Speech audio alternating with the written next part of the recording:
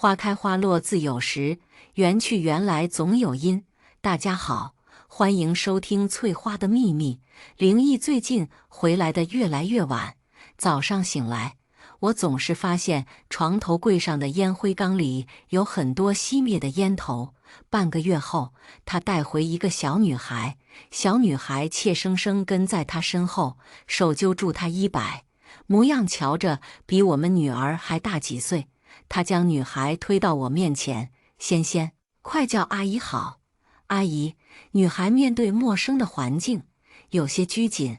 我拧眉看着她，这是谁的孩子？灵异对上我的眼又别开。他是木西的孩子，楚木西。你把人家小孩带回家干什么？我不解地问他。灵异手搭在仙仙肩上，不耐烦回复：你有必要问得那么清楚吗？以后仙仙就住我们家了。我呵笑。灵异，你是不是吃错药了？把我是你老婆的事忘了？你带你前女友的孩子回家是什么意思？叔叔阿姨是不是不喜欢我呀？仙仙突然扁了嘴，揉揉发红的眼圈。灵异瞪了我一眼，蹲在仙仙面前哄她：仙仙，不是这样的，你听话，先去客厅玩。仙仙点了点头，转身去了客厅。灵异点了根烟，吸了口，吐出一圈烟雾，闭上眼沉声道：木西死了，食道癌晚期，这孩子没人管，我看着可怜，就把他带回来了。怪不得这几天给他洗衣服，衣服上都是消毒水的味道。没等来他的解释，却等来了楚木西的女儿，感情去陪他的白月光了。楚木西是很可怜，他的孩子也很可怜，但退一万步来说，又跟我有什么关系？我凭什么要负担他？就凭楚木西是他爱而不得的白月光吗？我不同意。我一字一句开口。灵异摁灭了烟头，眼中的不耐更甚。我不是在征求你的意见，你不必如此狭隘。仙仙留在这里不会给你添无端的麻烦，我会照顾好他。他无情的话压在我心上，仿佛我真是这么狭隘的妇人。灵异，你还记不记得今天是什么日子？你知道今天女儿问了我多少次爸爸？我告诉她爸爸忙完工作就会回来陪她，可是她的爸爸却忘了她的生日在陪别人的女儿。说完这些话，我觉得全身的力气都被抽干了，对她只有无尽的失望。灵异听了，神情有些触动。女儿呢？在房间睡着了。我没好气回复他。灵异轻手轻脚推开房间门，女儿背对着房门，被子被他踢到脚边。灵异给女儿掖好被角，抚摸了会她的额头。如果没有发生最近的事，我还真的会当她是个慈父。心爱，你在孩子面前好好说，别让他误会了。我靠在卧室墙壁，面露讽刺。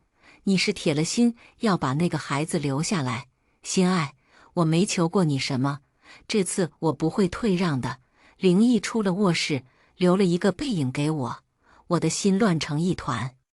隐隐觉得仙仙的到来会打破原有的平静。客厅里传来男人和小女孩其乐融融的笑声，卧室的门隔绝了这一切。一夜无眠，直到天边翻起白肚皮，我终于支撑不住，靠在床头昏沉睡去。我摁灭闹钟铃，一看已经是早上9点半。今天是周末，女儿不用上学。房间外传来撕心裂肺的哭声，使我心头一颤。小优刚拉开门，女儿就抹着泪扑到我怀里。我扶起她的脸，心疼地问：小优，怎么了？妈妈，她弄坏了我的洋娃娃。小优双手揽着我的腰，脸埋我怀里。我望向被丢弃在地板上的娃娃，她的裙摆从中间被剪开。这个娃娃是小优6岁生日的时候灵异给她买的，她每晚都要抱着睡，不然就睡不着。我面色不愉，看向始作俑者。仙仙一脸无措地站在餐桌旁，扁扁嘴就快哭了。阿姨，我没有，是妹妹她。我听见妹妹2字不由得恼怒。我就只生了一个女儿，你不要乱认。仙仙听了，拉着衣角，豆大的泪珠顺着脸颊滑落。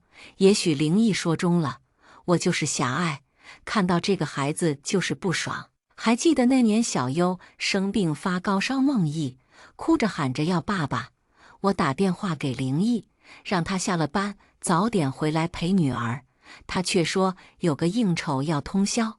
晚上我翻看手机，看到楚木希朋友圈，终于拿到驾照了，希望明年你也在。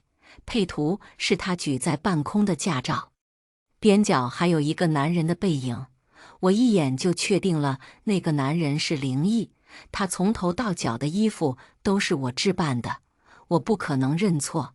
那个时候楚木希刚和老公离婚没半年，她独自带着一个女儿，不到半个小时，她又发了第二条朋友圈，照片里她女儿握着一个男人的手，两个人都没露脸，男人手上佩戴的是和我的同款婚戒，配文：今天女儿告诉我说很喜欢这个叔叔，果然是母女连心，哈哈，我目眦欲裂。如果刚才那是可能，那现在就是肯定。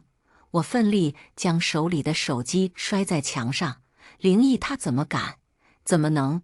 第二天凌晨，灵异才回到家，他钻进被窝凑近我，我用手肘横在中间，心爱，你昨晚去哪里了？我不是说了应酬？我打断他，翻出屏幕，裂开尚且能使用的手机。应酬？需要解释一下他朋友圈的男人是不是你吗？别把我当傻子。灵异皱眉翻看楚木希的朋友圈，终于不再做无谓的挣扎。木希她过得很不好，没离婚前就一直被家暴。昨天她告诉我，她前夫一直在她家楼下不走，她很害怕。我担心她出事，到她家守着，怕你误会才撒了谎。我笑出了声。灵异愣住了，感情你比警察好使是吧？下回他有个头疼脑热，你是不是还能当医生给他看病？我嘲讽看着他的脸，心爱，你非要阴阳怪气和我说话吗？你怎么变得这么没有同情心？你以前连路边的一只野猫被车撞了都要伤心很久。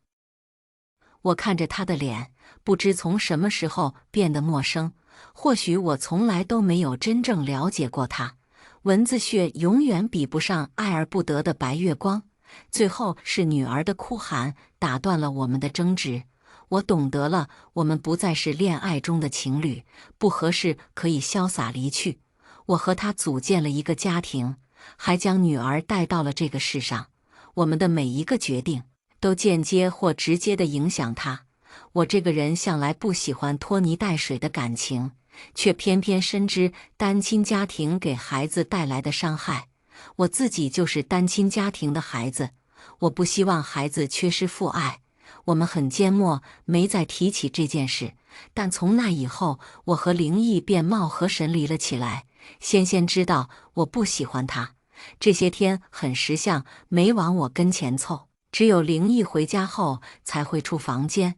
我在小优房间给他讲睡前故事，他突然摇摇我的手臂，妈妈，说谎舌头真的会变长吗？鼻子也会变得和匹诺曹一样尖尖的吗？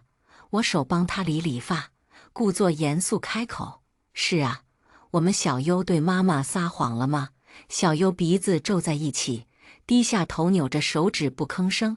半晌，他抬起头，对不起，妈妈，我撒谎了，娃娃的裙子是我捡的。我听了，把故事书合上，板起脸，小优，你为什么要这样做？妈妈有没有教过你？好孩子是不可以说谎的。小优顿时挤出了眼泪泡泡，我差点就绷不住脸要哄她。妈妈，你和爸爸那天的话我都听到了。我不喜欢他，他会把爸爸抢走，然后我就没有爸爸了。他还和我炫耀爸爸送给他的手表，我很生气，才撒谎的。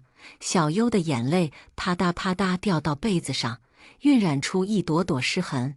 看到他的模样，我想起了幼时邻里的孩子笑我是没爹的野孩子，夜晚偷偷躲被窝里哭的自己。我自小捧手心的女儿，那晚是不是也偷偷躲被窝里哭？我强忍住哭意，把她搂进怀里。爸爸怎么会不要你呢？你是爸爸妈妈的宝贝呀！这次妈妈原谅你，但你要给仙仙道歉，好不好？小孩子情绪来得快，去得也快。小优抹去眼泪，抬起头，露出2颗小虎牙。好，我听妈妈的话。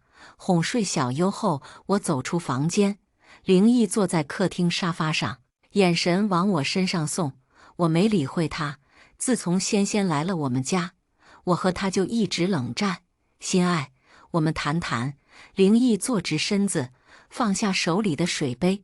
怎么，楚木溪还有2胎？你要乐意就都带回来好了，不是不爱和我商量吗？我这人不高兴的时候说话最会戳人心窝子。灵异听了我的话，脸黑得跟煤炭似的。他绕过沙发，大步朝我走来，握住我的手腕，沉声道：心爱，你还要和我置气到什么时候？我挥开他的手，有屁快放。灵异现在的脸跟调色盘没两样。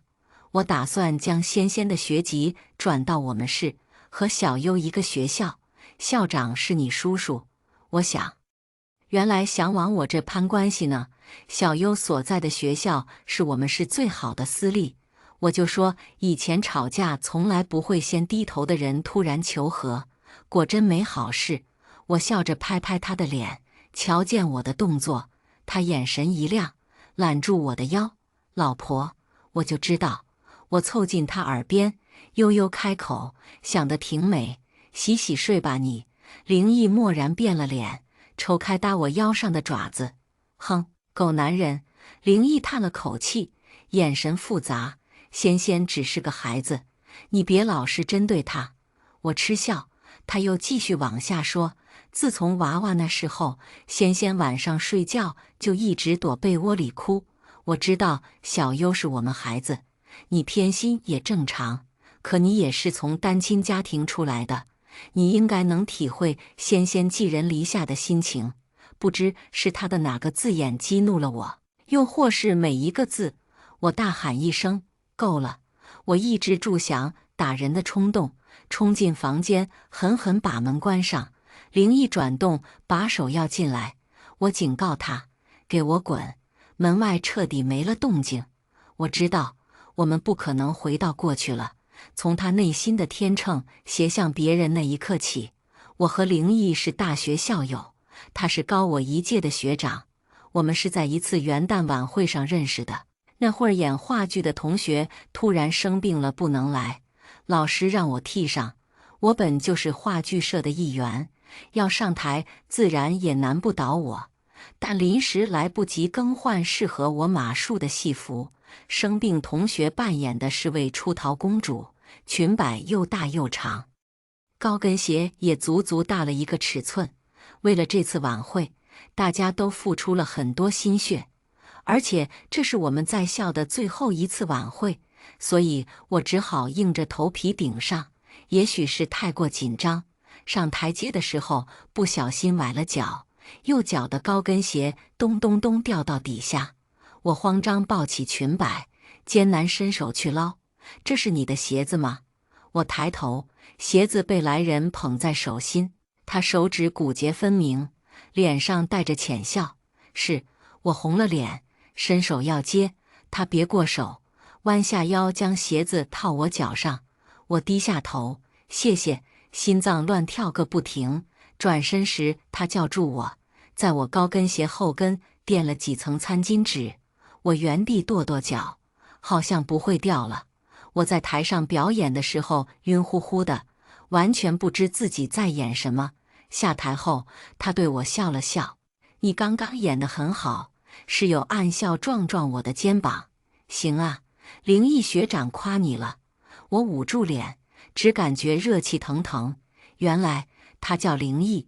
第2次从室友口中听到灵异的名字，是因为我和他一同上了学校论坛的热搜，配图是灵异弯腰帮我穿鞋，评论中都是对我恶意满满的谩骂，骂我小三、狐狸精、不要脸勾引别人男朋友的，甚至上升到对我长相、身高的攻击。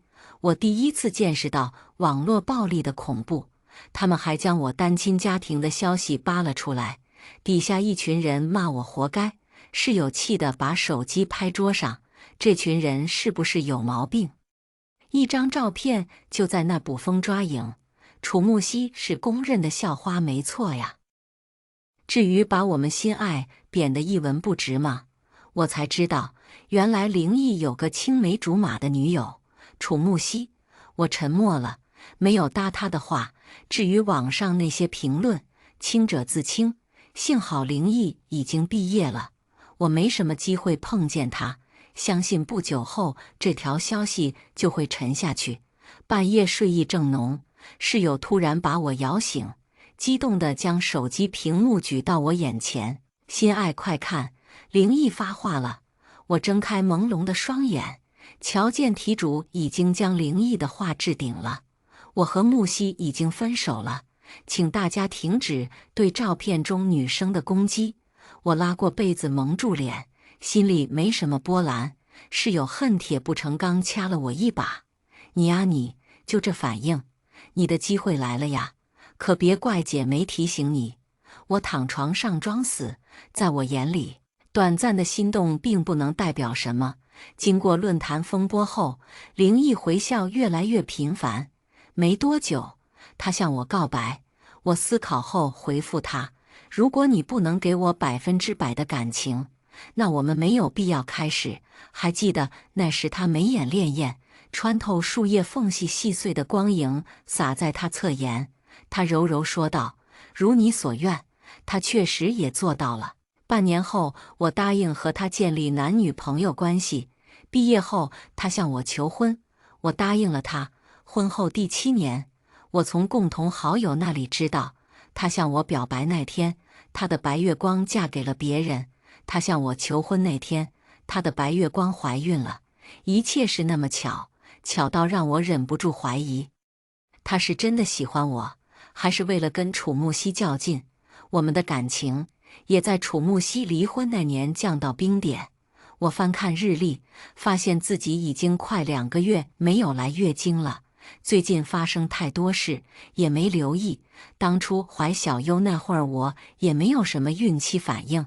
我心一跳，上回和灵异同房还是仙仙没来我们家之前，算算日子也差不太远。我到楼下药房买了2根验孕棒，回家一测，都是2道红线。我心情复杂，这个孩子完全是意外。现在我和灵异的感情不稳定，我不想赌，于是我预约了下午去医院检查，只剩下5点的号，恰好是小优放学的时间。我给灵异发了信息，让他下午去接女儿，他回复一个好字。我拿着检查报告站在医院门口，茫然望向路边的一家3口，没有期待，更多的是无措，因为路上塞车。回到家已是8点，我打开门，里面一片漆黑。我皱眉，还没回家吗？我拿出手机给灵异打电话，身后响起熟悉的手机铃声。我回头，灵异牵着仙仙出现在我身后。我往他背后扫视一圈，问他：“小优呢？”他好像才想起来，小优不是。糟了！说完急忙跑去楼梯间。我赶紧追上他，一路跑到停车场。灵异，你没去接他？我声音里暗含怒意。我没好气坐上副驾驶，灵异满脸懊恼，一边打着方向盘，一边解释：今天下班前接了个电话，仙仙的班主任打来说他上体育课伤到膝盖，我就带他去包扎了。平常都是你去接小优，我一下就给忘了。一路上我压着火气没开口，天上渐渐下起星星点点的雨，雨势渐大，路面很快湿透了。我的心情差到极点，快到小优学校门口岔路时又塞起了车，我直接拉开车门冲进雨里，身后传来灵异焦急的呼唤：“很快就被喇叭声淹没。隔着老远，我看到了女儿小优。蹲在地上抱臂埋手的小姑娘抬起头，身上都湿透了。妈妈，好冷！小优鼻尖被风吹得通红，她仰脸擦掉眼角的泪。我上前抱住她，把她的湿发别耳后，乖，我们回家。灵异追了上来，张开伞撑我们头顶，伞容不下3个人，将她一侧肩背打湿。小优紧紧攥住我的手，罕见的没扑到灵异怀里撒娇。这段日子，小优话少得可怜，以前她总是叽叽喳喳的。反应过来，我心不由得一涩。孩子最是敏感，从前灵异给她10分爱，就算现在只少了半分，她也能感受到。到家后，我让小优先去洗漱，我坐沙发上看着对面的灵异和仙仙，以及她怀里的狗。家里怎么会有狗？你不知道小优怕狗吗？后半句是对灵异说的。我说完，就见仙仙将怀里的狗又抱紧3分。阿姨，小白是我捡的，它很听话，不会咬人。仙仙眨着水润的双眼，咬唇道：灵异，又是你准许的？你忘了小优小时候被狗追着咬的事了吗？我质问灵异。小优对狗有阴影，现在见到狗还是会颤抖。灵异的眼神有瞬间松动。仙仙，要不把它……仙仙头摇得跟拨浪鼓一样，低下头就要哭出声。不要，他还这么小，没有妈妈护着他，他活不下去的。说完，揪住灵异的袖子，叔叔，不要把他送走。灵异闭了闭眼，深吸一口气，心爱，要不就养在仙仙房里吧，找个笼子关起来。事情都过去了那么久了，小优说不定忘了。我一手拍在桌子上，灵异，这是我们家，还是你和他家？灵异被我问得哑口无言，气氛就这样一直僵持着。妈妈，我没事的。小优的话打破了僵住的气氛。她穿着睡衣站在卫生间门口，手里攥住浴巾，浴巾微微颤动。我站起身来瞥了对面2人一眼，别让我在外面看见他。灵异可见地松了一口气。当晚我和小优睡一张床，放我腰间的手微凉，我安抚顺着他的后背。我们小优不怕狗了。小优将脑袋往我肩膀凑，怕。可是我不想妈妈和爸爸吵架，放他后背的手顿住了。怀小优的时候，我就下决心，要让他无忧无虑长大，别像我，童年都蒙上一层阴影。可是有时候一个人努力是不够的。今日我又眼皮跳个不停，啪嗒一声响。结婚纪念日，灵异送我的珍珠项链断了，珠子洒落在地，咕噜咕噜滚下台阶。我弯腰去捡，关在房间的狗不知什么时候冲了出来，猛地往我腰上撞。我没站住脚，身子直直往前坠。我惊呼一声，下意识护住肚子。灵异听见声响，跑到楼梯下，神色紧张，张开双臂要接住我。而后他转了个方向，接住了摔下楼的仙仙。他怀里抱着那只狗，颤颤发抖。我额角猛地撞向地板，后腰一阵酸痛，眼前氤氲一片，有热流不断从我小腿流下。妈妈，你流血了！妈妈，你别吓小优，醒醒！小优蹲在我身旁，手足无措，眼泪不断砸我脸上。灵异好像才反应过来，白着脸西行至我身前。心爱，你伤哪了？怎么会流这么多血？意识消散前，我朝他虚弱开口：滚！醒来后，第一眼看见的是我妈，她又憔悴了不少。从前两鬓花白，如今白发快布满拳头，眼眶微微凹陷，带着青灰色。我哑着嗓子开口：妈，孩子是不是没了？我妈倒了杯温水凑近我唇边，眼里俱是悲痛。你还年轻，孩子还会有的。我自嘲一笑，怪谁呢？我本来也没想要他，可为什么心脏那么难受？心爱，妈都听说了。灵异那小子实在过分，你要过不下去，回咱家，有妈在，别怕。妈，我擦去眼角的泪，回握住我妈的手，我会和他离婚。无论我怎么说服自己，总有一根刺横心间，只是小优。我不想他和我一样，单亲家庭的苦，我懂。我妈听了也红了眼，按道我们命苦。停！我望向声响处，灵异牵着小优站门口，手里的饭盒砸到脚面，他好像没有痛意，怔怔望着我，微抿唇。小优挣脱开他的手，扑到病床上。妈妈，你醒了，太好了！我安抚摸摸他的脑袋，看向我妈。我妈拉过小优的手，妈妈现在要休息了。小优和外婆去外面玩不好。小优看看我，又看看灵异，乖乖点头。灵异踱步到床前，坐椅子上，削了一个苹果递给我，我没接，眼眸直直看着他。他对上我的眼，微微勾唇，尝尝，很甜，好像刚刚的事没发生一样。从现在起，我不喜欢吃苹果了。他听了，捏了捏指骨，换了一个橘子来包。灵异，刚刚我讲的话你没听见？我们离婚，你不用再讨我欢心了，你解脱了。灵异执着地将包好的橘子放我手心，我把橘子扔他身上，橘子滚到他脚边，他捡起橘子，强撑着笑开口：“你想吃什么？我去买。”我看着他的脸，只觉得厌恶，一字一句道：“你买的我就算饿死也不会要。”灵异的身形晃了晃，眼中可见的慌乱。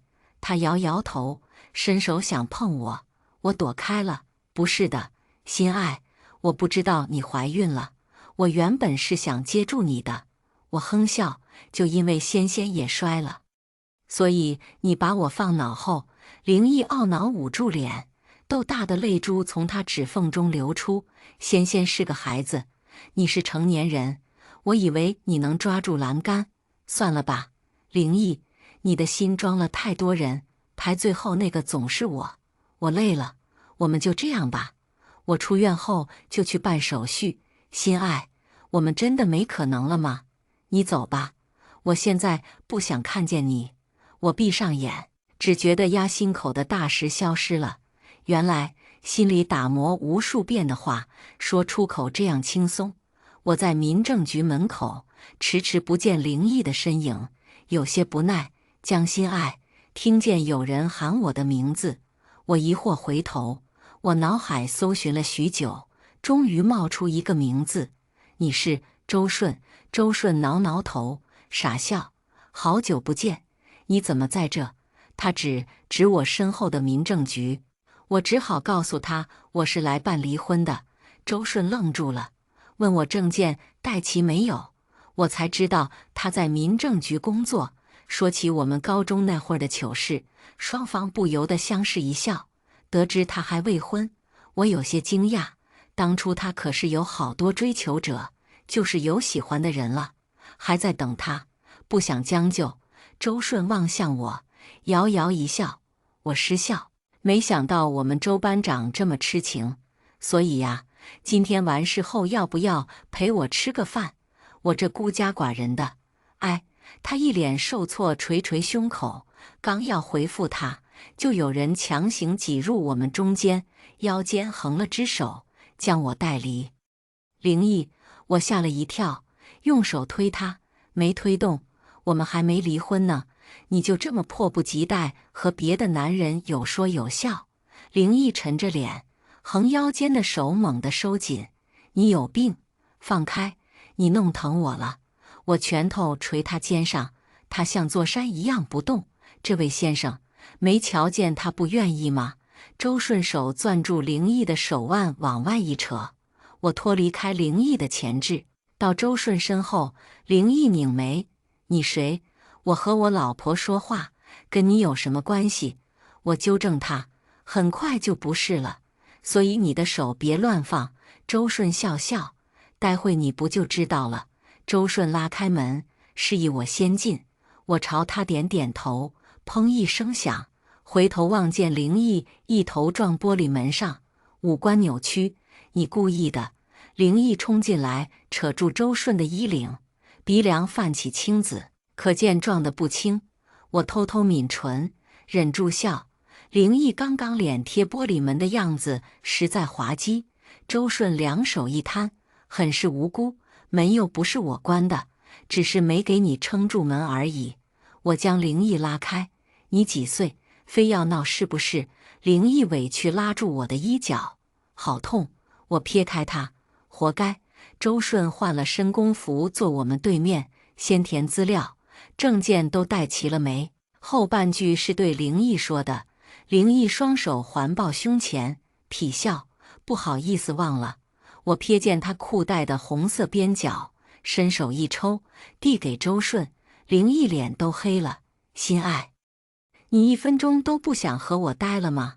我耸耸肩，你还挺有自知之明。周顺接过证件，眉眼弯弯，接下来是例行提问：你们是为什么要离婚呢？灵异支起身子，大掌挥到桌面，关你屁事！我按住灵异的肩膀，让他坐好，对周顺说了声抱歉。周顺一副脾气很好的样子，竟然林先生不想说，我也不勉强。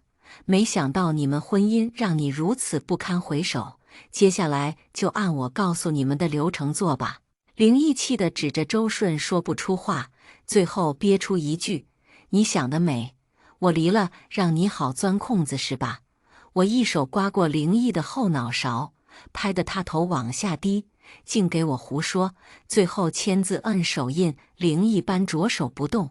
我强拉着他的拇指摁下，灵异抬头，眼尾猩红，手快抽过那张纸。这个不算，你强迫我的。我忍着怒气，灵异，别给我耍小孩子脾气，我不吃你这套。周顺走出柜台，按住灵异的手腕，抽出那张资料，脸上还是镇定自若的淡笑。林先生办完手续就离开吧，后面还有人等着呢。闭了周顺对我眨眨眼，音量不小：心爱，晚上一起吃饭吧，好久没见你了，想和你叙叙旧。我听了点点头，好。灵异的眼神在我和周顺身上来回打转，脸色肉眼可见变得难看。心爱，待会不是还要去接小优吗？灵异强撑笑意走近我，我歪头，小优今晚我妈会接。灵异沉默了，好似我与他的交集就只剩女儿。上次你说想去的那家店开业了，我陪你。我打断他的话，朝周顺挥手。今晚见。周顺遥遥向我比了个 OK， 我回头看向灵异，不是说房子留给我，你什么都不要吗？回家收拾你的东西吧。我看了眼手表，趁还有时间。灵异高大的身子摇摇欲坠，颓唐转身离去。过马路时，好似踢到障碍物，踉跄往前倾。我转头，再见。灵异，10年的婚姻就这样拉上帷幕。晚饭过后，周顺提出要送我回家，我没拒绝。下班高峰期，这个点不好打车。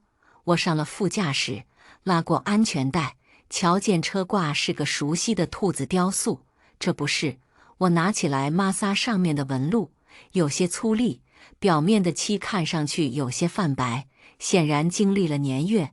周顺啊了一声，当初你画的那个兔子挺可爱的。我试着把它雕了出来，可惜技术太差，不敢送给你。他不好意思看了我一眼，粉裙兔子怀里抱着一颗草莓，生动又活泼。没有想到会有人将我心中的遐想还原出来。我勾唇，这么多天的阴霾一扫而光，很可爱，和我想的一模一样。周顺愣住了，整个人看起来傻乎乎的。我提醒他，红灯。他忙踩下刹车，目光正视前方，耳尖慢慢泛红，握紧方向盘的手松开又收紧。你还是和以前一样，让人难以。周顺的话我没听全，口袋里的手机响个不停，灵异打来的，我没好气摁掉。他又不死心回拨，我摁下接听。心爱，你在哪？我翻了个白眼，跟你没关系。车内的歌不知什么时候被周顺换成了分手快乐，他还饶有兴致跟着哼了起来。我按捺住脾气，没事，我挂了。等等，明天小优学校有个家长会，要双方到场，不如我先在这待一晚，随你便。到家楼下，周顺执意要送我上楼，我只好答应。灵一拉开门，脸上的笑意凝固，他把我拉进门，飞快把门合上。劳烦你送心爱回来，茶就不请你喝了。周顺脚伸进门缝，手撑在门框。不巧，我刚好有些口渴。我瞧见他俩气焰嚣张的模样，突然感到头疼。这两人非要杠上了是吧？我强硬将灵异推出门口。我累了，你们继续。门外传来推搡的声音，我凑近猫眼，两个人胸脯相贴，谁也不让谁。幸好我机智脱身，不然还得闹个没完。第二天临出门前，灵异接了个电话，他为难地看向我，抱歉，我有点事，恐怕没法去家长会了。我蹲下身子帮小优整理校服领子。没事，双方家长都到场，也不是硬性要求。灵异匆匆离去，我听见了，话筒里传来仙仙的名字。我内心已对他的偏颇没了波澜。小优咬唇，裙摆被他拧得皱皱巴巴。我抚摸他的发顶，与他平视。有妈妈陪你。小姑娘语气闷闷的。叔弟。小优睁大双眼，扯扯我的衣袖，指向我身后。妈妈，这个好看的叔叔是谁？周顺。周顺一身利落运动装站我家门口，看起来刚运动完，单看长相确实挺帅，要不然他也不会站齐川中学校草榜首那么多年。周顺虽然高颜值，但当初在我们学校更是出了名的笨蛋帅哥。他总是一脸颓废地趴我桌角，央求我教他。因为他，我将课本内容倒背如流；也因为他，我折断了无数支笔芯。气的，由于周顺的出现太过合时宜，他被迫成了今天家长会的家长之一。家长会结束后，小优已经满口周叔叔喊得贼甜。下周叔叔带小优去游乐园玩好不好？真的吗？小优高兴跑向我，后脑勺的马尾一晃一晃。妈妈，我可以去吗？我笑笑，可以。我让小优先上楼，视线转向双手插口袋又故意往我身边靠的周顺。周顺，你是不是喜欢我？周顺原本白皙的脸蹭得涨红，转眼又到了新的一年。周顺忙着贴窗花，一会问问我位置对不对，一会让我帮忙递胶带。他俨然已经成了我们家的常客。我妈端着菜从厨房走出，小周，开饭了，别忙活了。周顺哎一声应下，然后我妈又用手肘对我的手臂，小声道：“看人家小周天天下班就跑你这，又是给你做饭，又是接送小优的，你也不给个准话。”妈，我已经说了。我妈瞪我一眼，一副鬼才信的模样。前年我就和她挑开话头了，我不是不懂事的小姑娘了，看得出来她对我有意。我说：“周顺，我暂时没有和别人建立关系的意向，也很有可能不会再婚。”周顺是这样回复我的：“我已经等了你这么多年，我不在乎。可能在最美好的年纪喜欢上一个很好的人，是最难以忘怀的吧。”他说这句话的时候，我承认，冷硬的心有瞬间融化回温。后面这些日子里，他确实一点点走进我的生活。有时他加班没有过来，我还是习惯多摆一副碗筷。小日子想喝冰奶茶的时候，总会想起他温柔又缱绻的提醒，将温度改成温的。砰砰，哇，有人放烟花，声响将我从回忆拉回。小优穿上毛拖，扔下手里的平板，跑到窗边拉开帘子。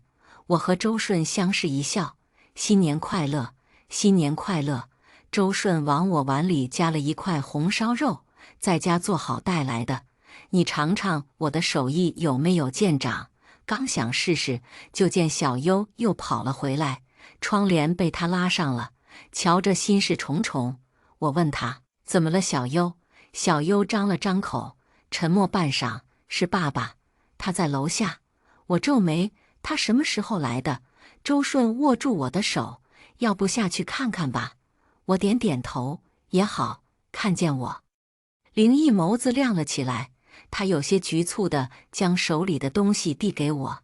心爱，这些是新年礼物，有给小优买的衣服和玩具，还有你最喜欢那家蛋糕店的甜点。我随手接过，收下给小优的东西，多余的还给他。不用了，周顺已经给我买了。伸出去的手没收回来，灵异握住我的腕子。心爱，我已经把仙仙送走了。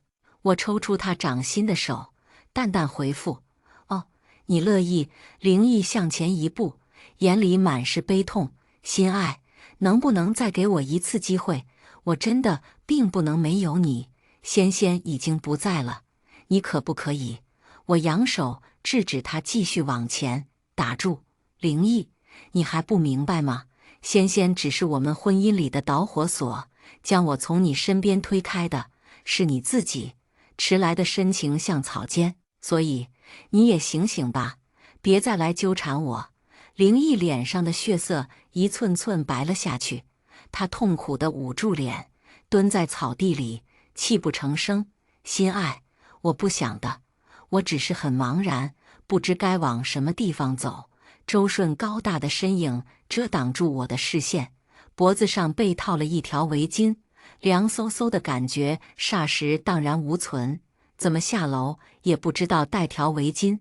周顺宠溺地刮刮我的鼻子，帮我围好围巾。阿姨突然说没盐了，让我下来买。我笑笑，那走吧，我陪你。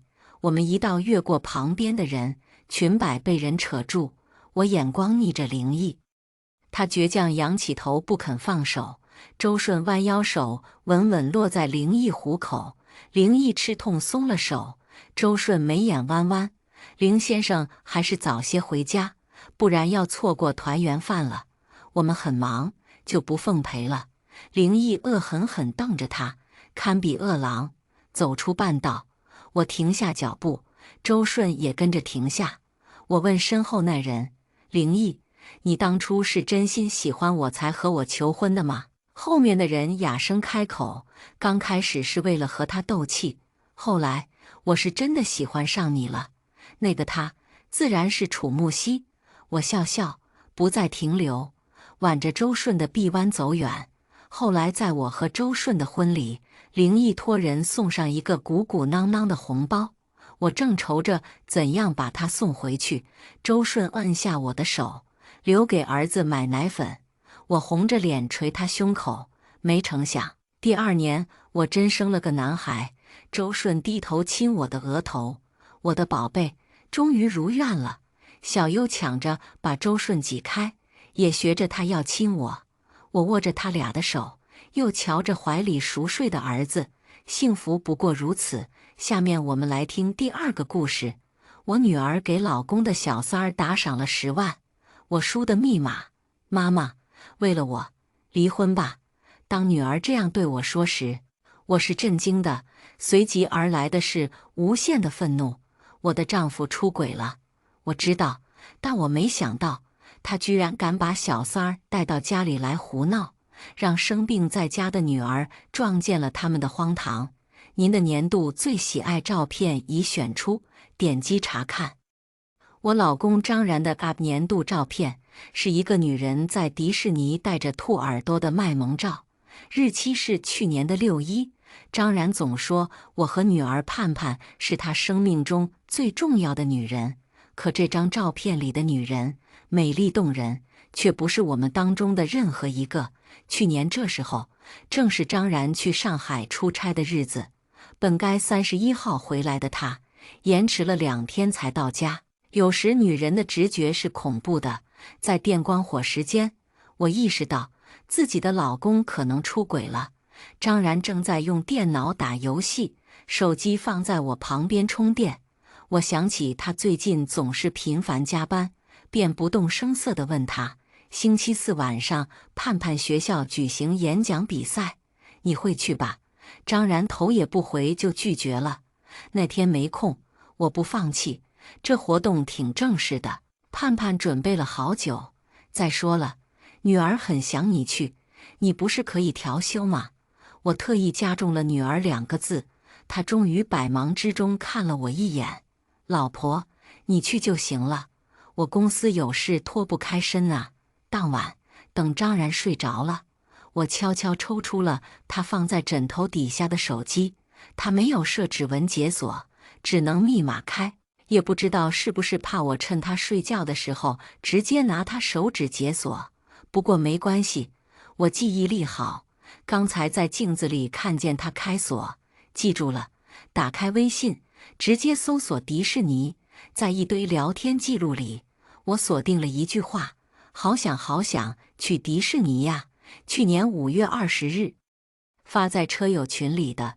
这个叫小软糖的人，头像是一只猫。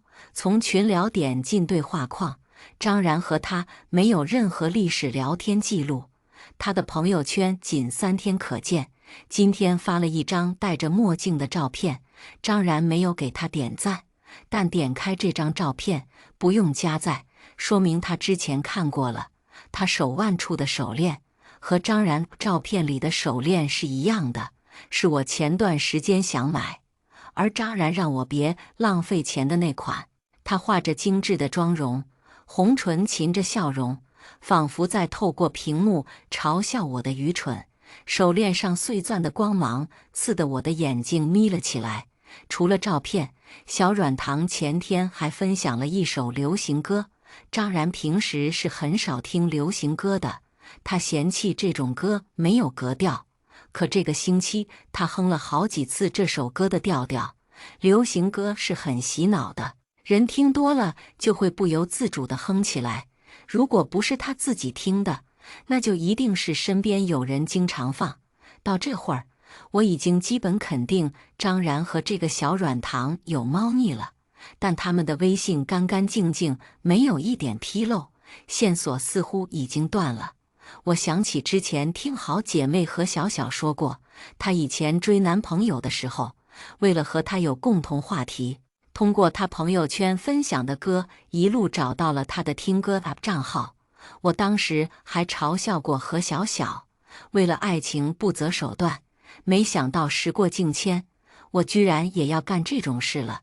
区别就在于他的爱情生机勃发，而我的爱情已经陷入了泥潭。半分钟后，何小小发了个教程给我：这么晚不睡要当特务啊？周末我们去做 SPA 吧，感觉你黑眼圈有点重。我苦笑，连我的姐妹都会关心我怎么还没睡，我的老公却只嫌我工作的灯光太亮，早早搬去客房睡了。我顺着教程复制小软糖的分享链接，一通操作后，找到了他的听歌账号糖 JJ 要吃糖。有的人喜欢把所有账号的昵称都搞成一样的，幸运的是这个小软糖算一个。我变换了几次字母之间的顺序，顺藤摸瓜找到了一个同城微博账号 TJJ 糖糖吃糖，这应该是他的小号，内容比朋友圈放肆多了。相册里有那张迪士尼照片，配文：难得的陪伴，爱心。有一个没有头像的乱码号评论他：宝贝，以后我多多努力抽时间陪你。我的心忽然抽痛了一下。去年的6·1，我的女儿盼盼从学校里带回了老师奖励的小蛋糕，说是要和爸爸妈妈一起吃。我和她从夕阳西下等到月明星稀，打了好多个电话，张然也不接。最后等到本该回来的他回了微信：老婆，我刚才在忙，明天回来。在忙，有空陪小三儿去迪士尼，却没空吃一口女儿省下来的蛋糕。我想起当时困到趴在桌子上睡着的女儿，想起她眼角的泪痕，心里燃起无尽的怒火。我是一定要和张然离婚的，但父母离婚会给孩子带来一些不可避免的影响。这些东西本不该由盼盼一个小孩子来承受。小三儿微博里和张然的点点滴滴，全是他对我们婚姻的践踏。他说他故意在我们结婚纪念日那天喊他过来，想证明自己的重要性。他说他偷偷去看过我，觉得我已经是老女人了，而他很赞同。他说他对他很好，记得他的每个小喜好，他们的每一次见面，每一次开房，所有的所有，都是他从我的生活里抢走的。我连难过都没时间，只想赶紧掌握证据，把这个狗男人扫地出门。继续看半年前的一条微博，这个糖糖说终于到他身边了，配了一张从办公桌往外拍的图。我一眼就看出这是张然新开的公司的外景。桌子上的茶杯还是我亲自设计的员工人手一个的杯子。张然大半年前和我说想离开我的公司单干，我把钱拨给他，又劳心劳力帮他找写字楼、设计商标、联系客户。感情他开个公司是为了更方便和小三儿偷情，高，实在是高。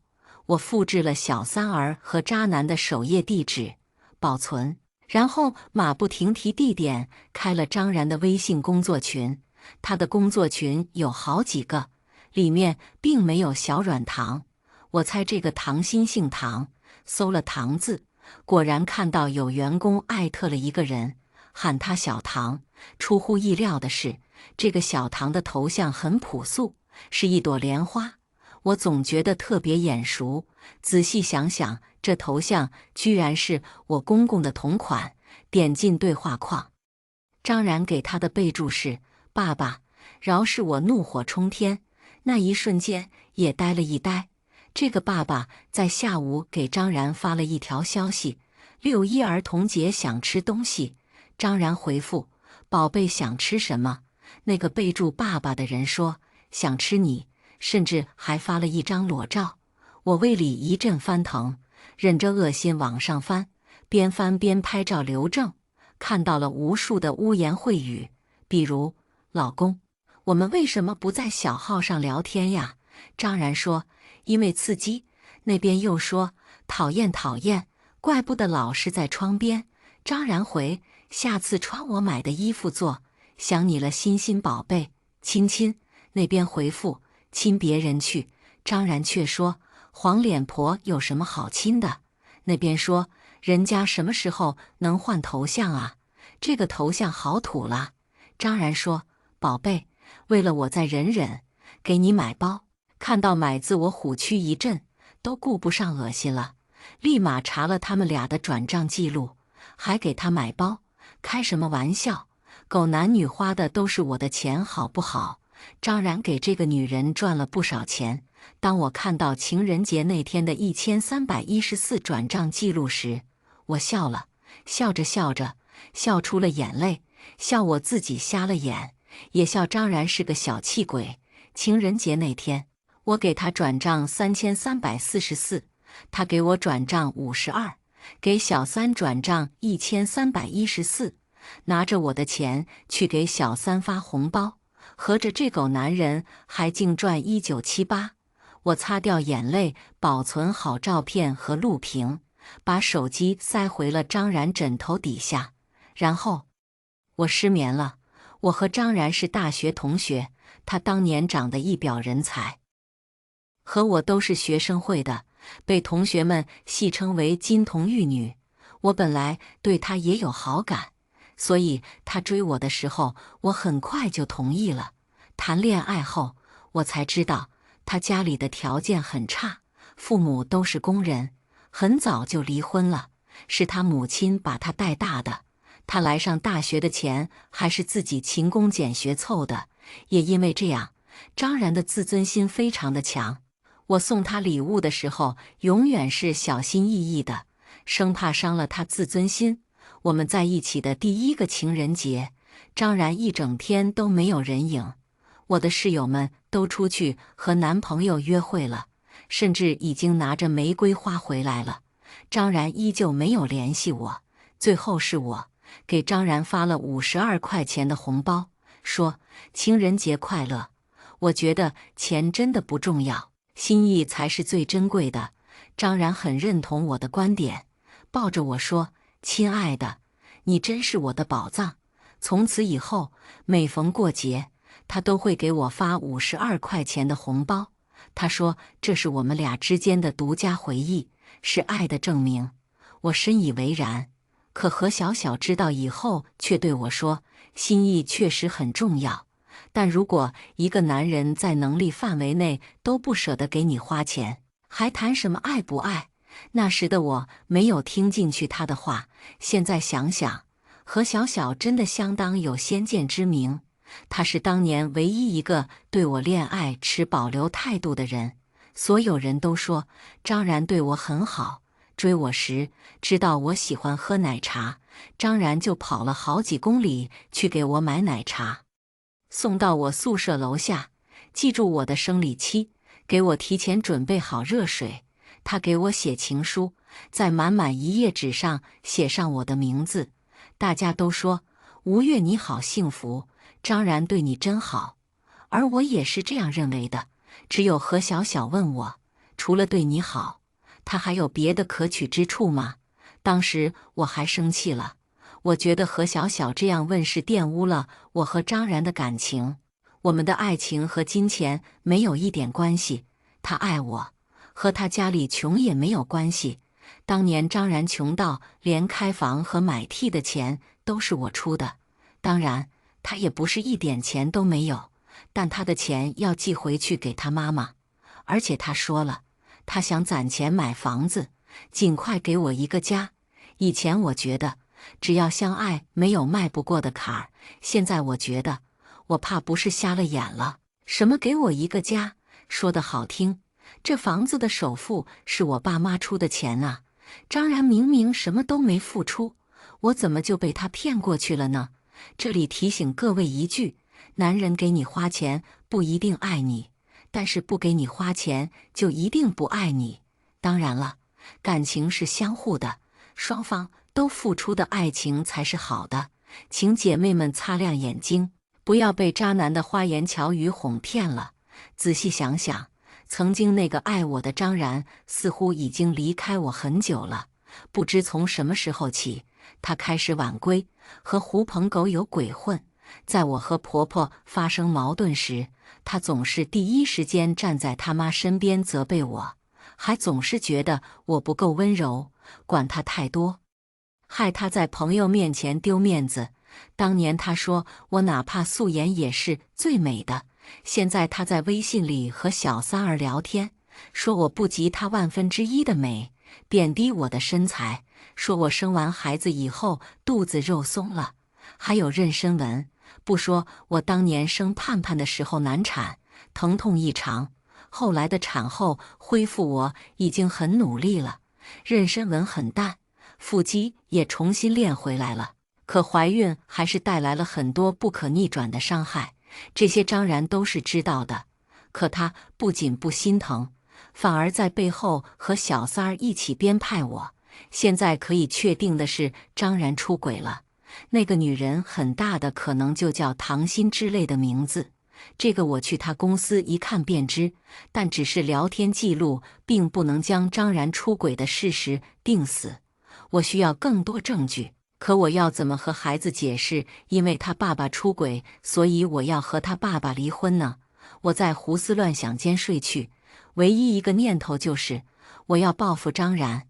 我借口自己的车要修，把张然的车拿过来开了，张然不得不开始打车上下班。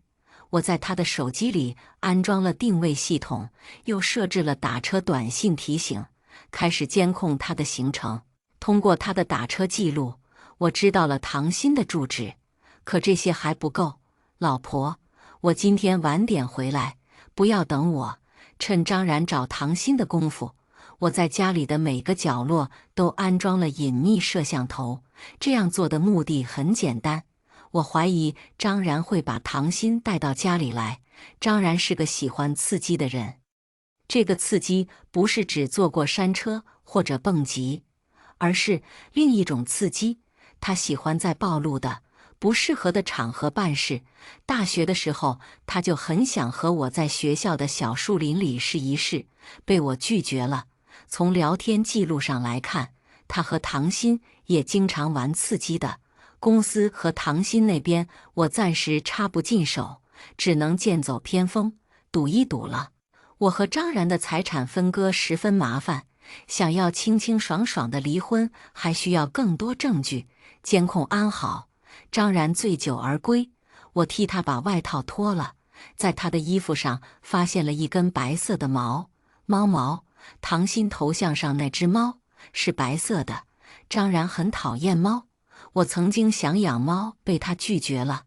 可他现在却能为了讨唐鑫开心，陪他的猫一起玩，真是讽刺。第二天早晨，张然醒来，我笑着炸他：“老公，你昨天晚上说梦话了，是梦见哪个美女了？”张然肉眼可见的紧张了。我说什么了？我说不就是那些情啊爱呀的，你喊一个人小宝贝。张然笑了，除了喊你还能喊谁呀？我也笑了，那可不一定，你喊的不是我，是……张然有些急了，握住我的手：“老婆，你喊的是盼盼，说要陪他参加6·1儿童节。”我把话说完，他的脸上挤出一个笑容：“还有大半个月呢，我看看到时候有没有空吧。”说完，他过分热情地贴上来：“我昨天梦见我们在……嘿嘿。”我推开他，用来例假拒绝了他。我嫌脏。张然从来没有主动邀请过我去他的公司，只有我偶尔会带盼盼去看他。有天晚上，张然加班，我没有预告，便带着鸡汤忽然空降他公司。公司人几乎走完了。进门以后，我遇见了张然的秘书小李，他见了我愣住了，好一会儿才上前来：“吴总，张总加班呢，我去给您通报一下。”“不用了，我自己进去就行。”小李额头上沁出汗来，拿着手机打字。我假装没看见，自顾自往张然的办公室走。还没到门口，张然就迎出来了：“老婆，你怎么来了？”我笑着摇摇手里的保温桶：“送爱心鸡汤啊。”“我们去茶水间吧，老婆。”张然拉着我的手往外走，我躲过他，径直去了他办公室。这么着急，唐鑫应该还在里面吧？张然的办公室空间很大，虽然他的公司小，但做老板的派头却大。整个办公室富丽堂皇的，还有个私人洗手间。我去洗手间洗手，瞥见洗手台上放了一把梳子，上面带着一根长长的头发。人不在洗手间，我环顾四周，他的办公室墙是一排书架，下面的柜子很大，想必唐鑫是躲在柜子里了。我坐在张然的老板椅上，随意地看着桌上的资料，随口说：“你们公司的员工，除了当时我派给你的，我都不认识几个，下次带你看看。”“咦？”我指着员工表格拉长了声音：“这个叫唐鑫的。”张然正喝着鸡汤，闻此一下子呛住了：“怎么了？”“没什么，以前有个同学叫这个名字。”我笑眯眯地给他拍背，眼神锁定在旁边的一排柜子上。刚才在我说到这个名字时，我听见了柜子里细微的响声。有个客户送了我一个包，我不是很喜欢，不然就当做你们的员工福利吧。你挑一个优秀员工奖励一下。我在张然办公室里待了1个多小时，期间他好几次示意我，他还有很多工作，我可以先回家了。但我表示想等他一起走。柜子里开始传出声音，想来是唐鑫撑不住了。最后张然脸都绿了，只好草草结束了工作，和我一起下楼，留下小李关灯。我在张然的副驾座上冷笑着看向写字楼的灯光，唐鑫，你等着，这只是个开始。盼盼的演讲比赛，张然到底是没有来。其实一开始我们是说好了的，可直到盼盼上台了，张然也没有出现。我看着女儿左顾右盼找爸爸的样子，鼻子一酸，打开微博看了一眼，果然唐鑫肚子疼了，在医院呢。忽然肚子好疼，还好某人赶来了，公主抱上车，男友力爆棚，还男友力呢，分明是出轨力。我关了手机，把单反拿出来给盼盼拍照。他出生以后，我就买了相机，给他记录成长的每一刻，从牙牙学语的幼儿到现在亭亭玉立的小姑娘。我在盼盼身上倾注了太多的心血，也从他那里得到了无限的力量和爱。但热衷给盼盼拍照的只有我一个人。张然的母亲，我的婆婆，对盼盼向来是冷漠的。当年盼盼出生以后，她在医院知道孩子是女儿，掉头就走。我还没出月子，她就开始催我生二胎，把我爸妈气得够呛。我看在张然的份上，对我婆婆很客气，哪怕观念不合，面子上过得去也就罢了。可我婆婆却是不安分的，总是嫌盼盼是女孩，想让我生二胎，老在张然面前提什么传宗接代之类的话，说得久了，连张然都开始劝我生二胎了，连带着对盼盼也有些疏远。这些问题其实早就存在了，直到比赛结束，张然也没有出现。比赛颁奖之后，有一个亲子游戏环节，许多孩子的爸爸都让孩子骑在肩膀上玩闹。盼盼小手抓着我，一句话都没说，但我看出了他眼中的羡慕。爸爸是孩子的第一个英雄，哪有孩子对父母没有如沐之情呢？只可惜他的爸爸并没有舐犊情深。忽然盼盼轻声地喊了一句：“任老师。”我回头就看见他的班主任任俊半蹲着问他：“张盼，你是不是也想和他们一起玩游戏？”盼盼点点头。任俊又问：“那老师陪你玩好不好？”盼盼顿时开心了起来，欢呼着趴上任俊的背：“任老师，我想要那个蓝色的气球。”任俊冲我点点头，扛着盼盼去玩游戏了。他个子高，盼盼很顺利就够到了气球，兴冲冲地朝我摆手。我叹了口气，孩子的快乐就是这样简单纯粹，可现在有人想要夺走他的快乐。活动结束后，盼盼和别的同学交换得到的小零食，任俊把我叫到一边，表情严肃：“学姐，这样说可能有点冒犯了，但是我做张盼班主任已经2年，从来没有见过他爸爸来开家长会，还有同学问他爸爸为什么不来，他都回答不上来。孩子是很敏感的，工作再忙也该多关心孩子。他工作不忙，他忙出轨。这话我不能和任俊说，他不仅是我女儿的班主任，也是我大学小几届的学弟，曾经在部门里做过我的副手。我不愿让以前的同学知道自己的婚姻已经一地鸡毛，就让我在他们心中的形象停留在当年神采飞扬的时候吧。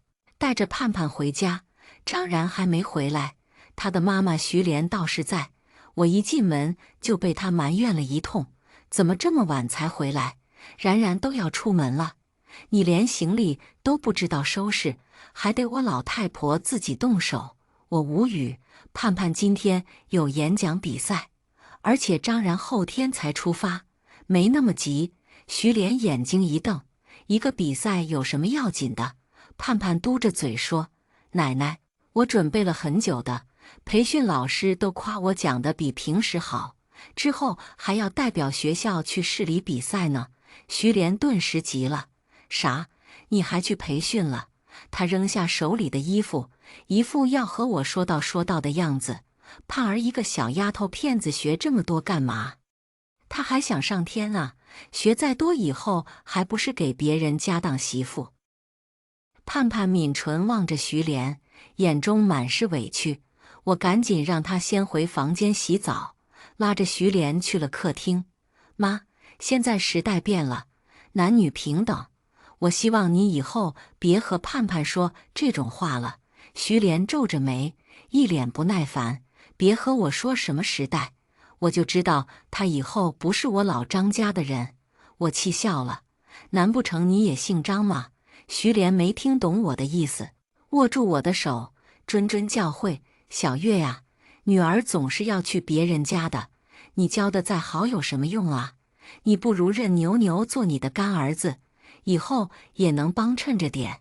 牛牛可是男孩，我看着长大的，能有什么错处？盼儿一个女娃娃，有个兄弟不也挺好的？等他们放暑假，咱们一起吃个饭，把认亲这事给定了。牛牛是徐莲妹妹的孙子，是大家常说的熊孩子，出门总喜欢大吼大叫，随地乱扔东西，很没有礼貌。之前他拿石头去砸人家的宠物狗，把狗砸坏了，还是我给他赔的钱。他成绩很差，能和我女儿上同一所小学，还是校长看在我曾经为学校捐款的份上破例的。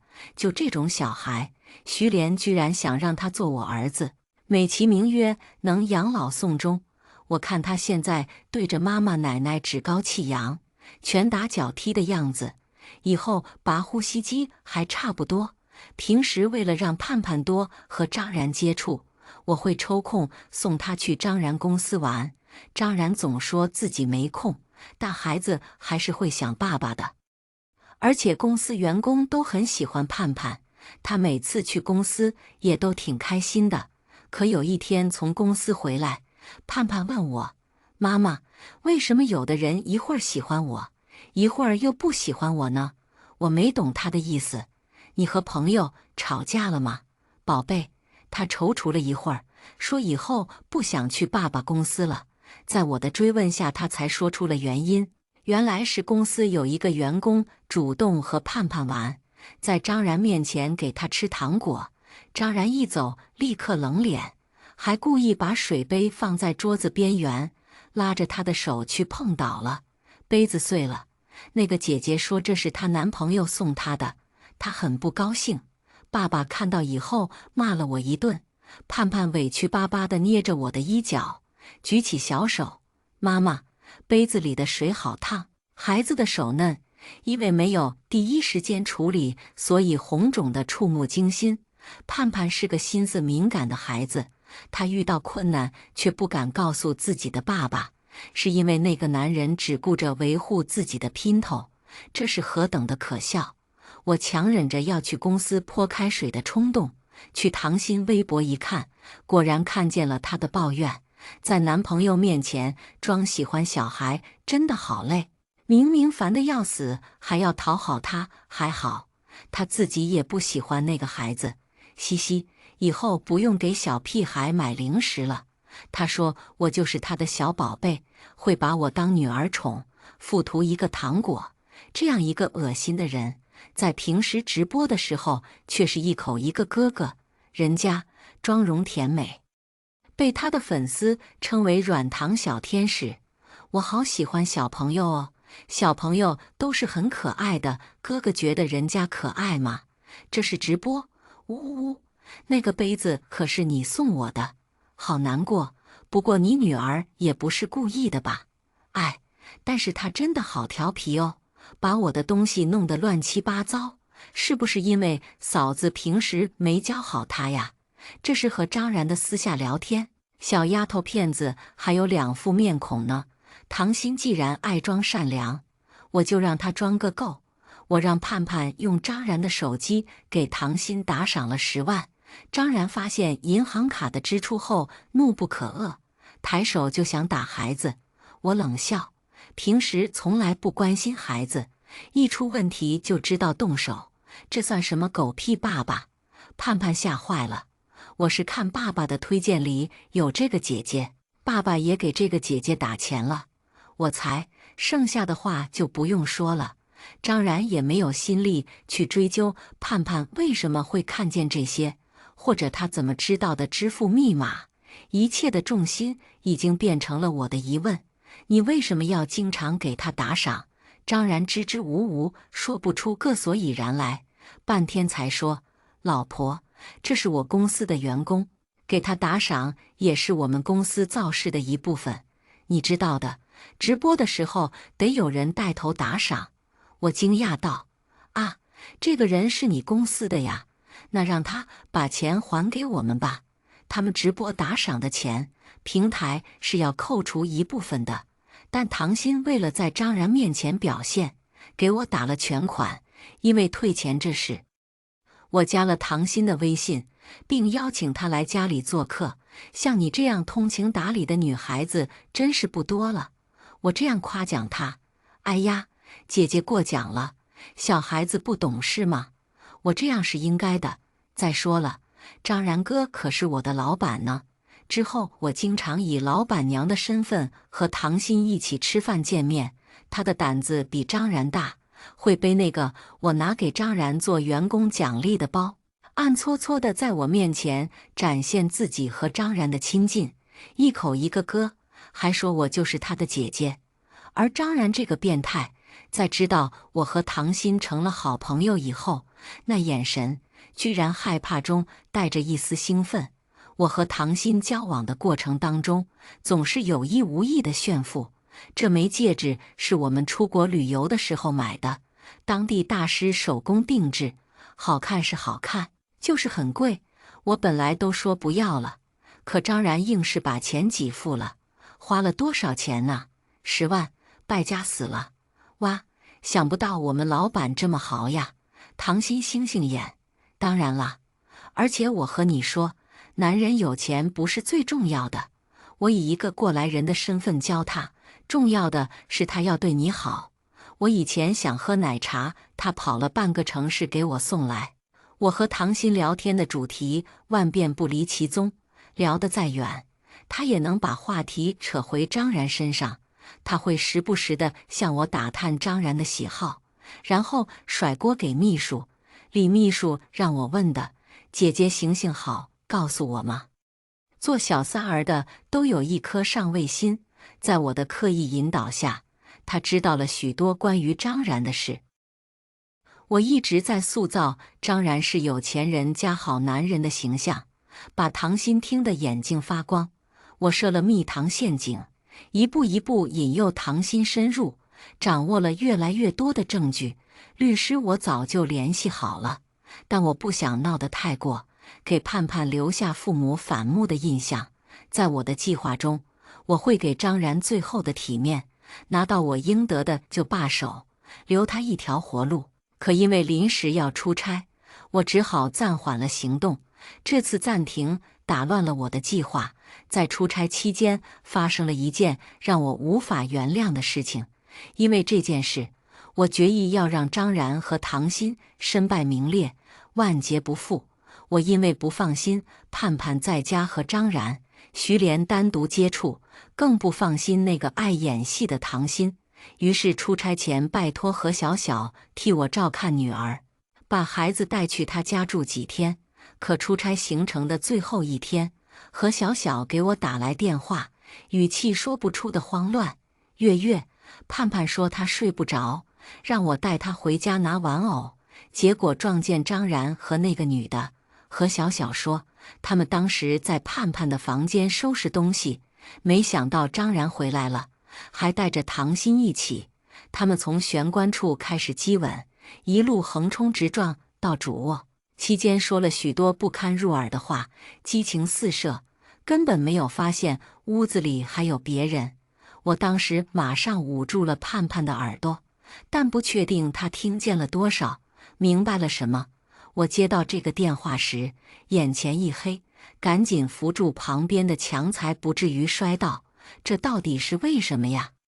为什么我们少年夫妻会走到这一步？为什么我已经退让至此，换来的却是恶人的得寸进尺，毫不收敛？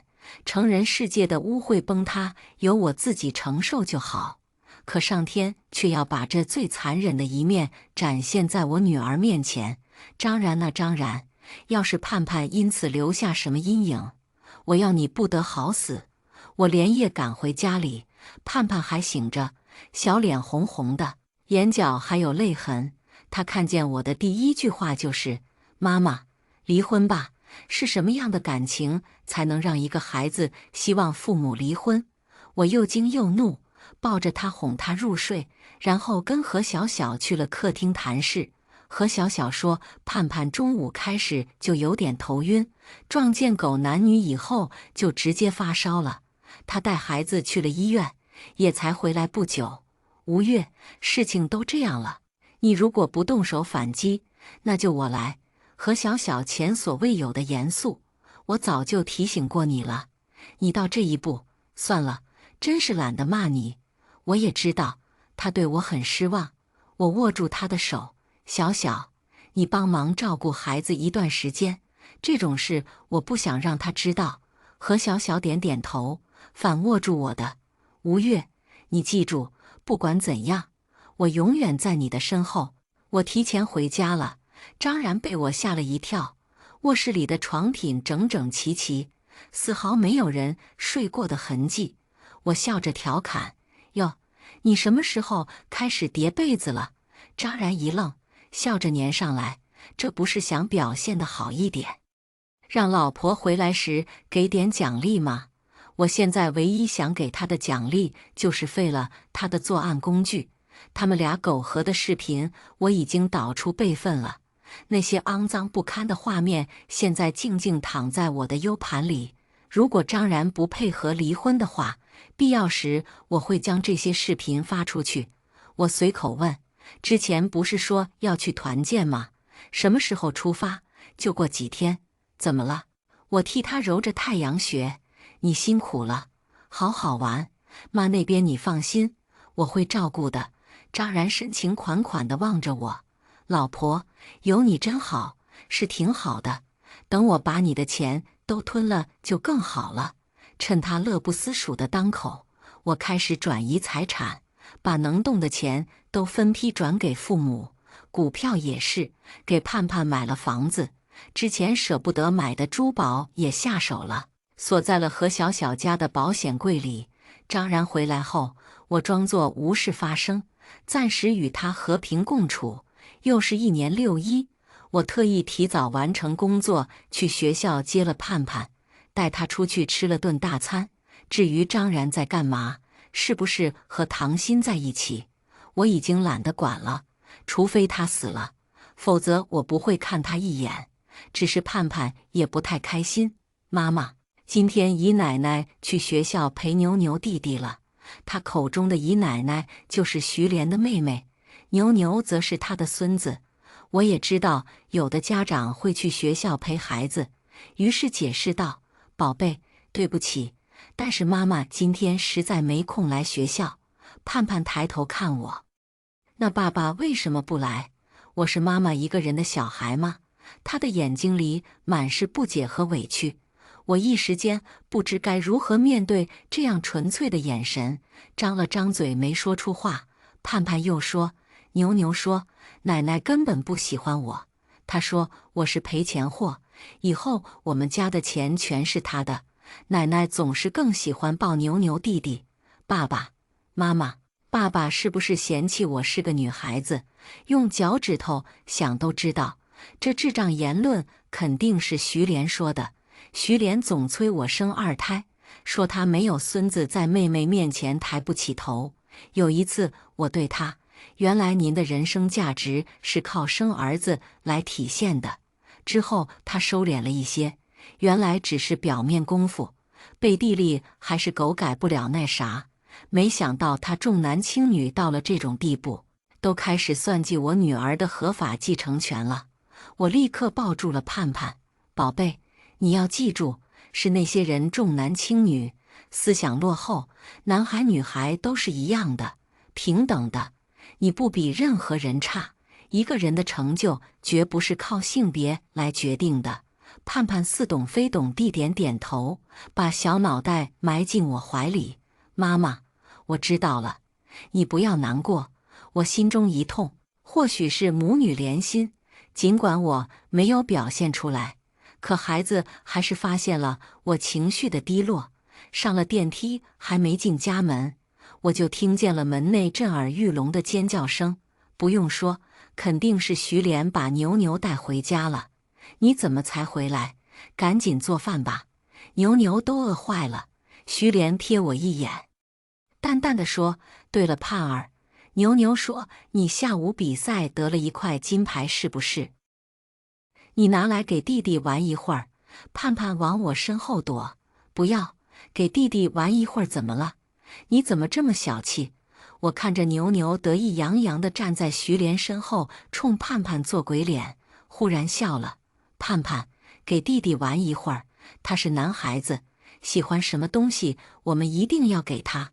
徐莲满意地点点头，你这个思维就对了。盼盼虽然不知道我为什么这么说，但还是乖乖把金牌给牛牛了。牛牛一拿到金牌就开始造作，甩来甩去，还打碎了一个花瓶。徐莲立马不干了，把金牌扔到一边。牛牛没事吧？有没有伤到哪里？都是这个花瓶的错，我们打死花瓶。我赶紧道歉。哎呀，牛牛，对不起，是阿姨的花瓶放太外面了。要不明天阿姨带你去玩充气城堡吧？牛牛在徐莲怀里大声喊：“我要吃大餐，不然不去。”我连声答应，又送了他几个玩具，答应明天去他家里带他，才把他送走了。第二天，我带牛牛去了唐鑫家旁边的游乐场，拍了照发朋友圈，定位和婆婆一起带家里的宝贝出来玩。想进张然家门，徐莲是唐鑫必要攻略的对象。果然2分钟后，唐鑫给我点评了，就在我家附近。哎，姐姐一起约个下午茶吗？鱼儿上钩了。我和唐鑫一起坐在椅子上看儿童区玩闹的孩子，徐莲和她妹妹一直在旁边喊：“牛牛，牛牛小心一些！”恨不得上去替他玩，生怕磕着碰着了。眼见着牛牛把一个小他一些的孩子推倒在地，唐鑫的眉毛跳了跳，显然也对这种熊孩子很不感冒。我顺势叹了口气：“小唐啊，你喜欢男孩还是女孩？”唐鑫一愣：“我都喜欢，姐姐你的女儿就很可爱呀。”哎，我苦笑。张然喜欢儿子，她一直很想我再生一个男孩。还有我婆婆，你看她对牛牛的态度就知道，她想抱孙子想疯了。那你为什么不生个2胎？我宫寒，不容易怀孕，更别说一定要是儿子了。知道我不会再生以后，最开始那几年，我婆婆老是闹着要张然和我离婚呢。唐鑫来了兴趣：“这么严重啊？那她后来还闹吗？”张然很听她妈妈话的，没办法呀。我后来拼命讨好我婆婆，才让她消停了点。不过她还是一直催我再生个儿子。我头疼地揉揉太阳穴，还好现在不是旧社会了，不然我老公再找别的女人生一个男孩，这家我可带不下去了。我婆婆一定会让我下堂的。唐鑫连忙安慰我不至于。我又抱怨了几句我婆婆的难搞。我婆婆很难讨好，不过有一个爱好，就是喜欢翡翠。当年我买了一整套首饰给她，她才给我好脸色看。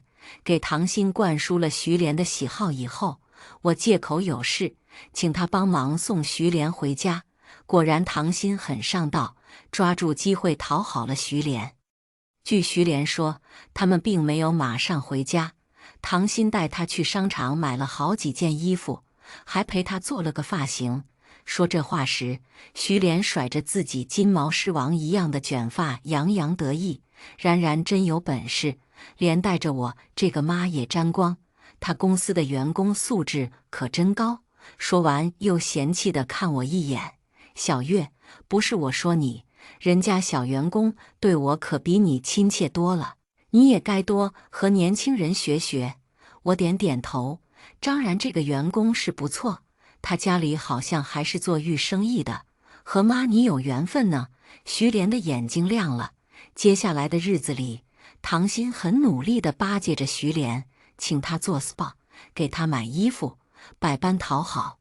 而徐莲被他捧得分不清东西南北，把自己当成了女皇帝，开始看我不顺眼了，有事没事就对我几句，而且提二胎生儿子的频率变高了，想来是唐鑫在他耳边吹风了。我刚和张然结婚时，徐莲比现在狂多了，总想爬在我头上。有一次，她老姐妹带着孙子来玩，看上了我房间里的手办，她想慷他人之慨，把我的手办送人，被我直接拒绝了。一个玩具而已，你咋这么小气？徐莲觉得没面子，想直接把手办拿走。我抬手拦住，妈，首先这是我朋友送我的东西，决定权在我。其次，这个玩具价值1万，已经绝版了，不然您把钱给我。听到手办这么贵，徐莲就萎了。不过她觉得没面子，在张然面前狠狠告了我一状，说我不懂事乱花钱。就这一次，徐莲没有拿捏住我，从此软了许多，多数是语言上的攻击，而我也不想和她闹太僵，就随她去了。对于我，徐莲是不满意的，她总说自己以前对婆婆多么毕恭毕敬，多么忍气吞声，希望我也和她一样。我自然没有让她如愿。如今有唐鑫这样的模范小媳妇在旁边，徐莲看不惯我是应该的。徐莲想撺掇张然离婚，不是1天2天了。她总觉得我嫁给他儿子实属高攀。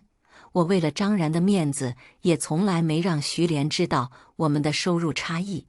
但张然比徐莲清醒多了，大多是打个哈哈就过去了。但再清醒的人也架不住身边的人一直戴高帽。徐莲对他是盲目自信，唐鑫对他是有利可图。在这2个女人的攻势下，张然的步伐越来越六亲不认，回家回得越来越晚，或者干脆不回。终于有一天，我在监控里看见他和徐莲讨论起了和我离婚这件事，原因是唐鑫怀孕了。徐莲喜不自胜，她本来就对唐鑫感觉很好，连忙劝张然和我离婚。唐鑫最近下了血本，送他一对翡翠镯，通透极了。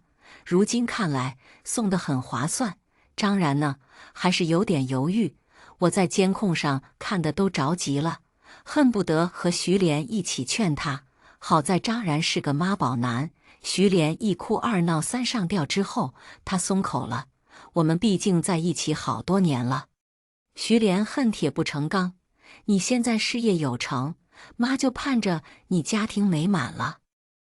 你说说，吴越一天到晚抛头露面的，连个儿子都不给你生，你还和他过什么呀？不孝有三，无后为大。你都30好几了，后继无人，妈简直是死不瞑目。老太婆恶心的要死，在她心里，盼盼根本就不是张然的后人。紧接着她又说了句让我极其愤怒的话：我去算过了，有盼儿在，你的下一个孩子根本来不了。我当年让你给他起这个名，想把孙子给盼来，结果怎么样？他命硬啊，死活压着不让孩子来。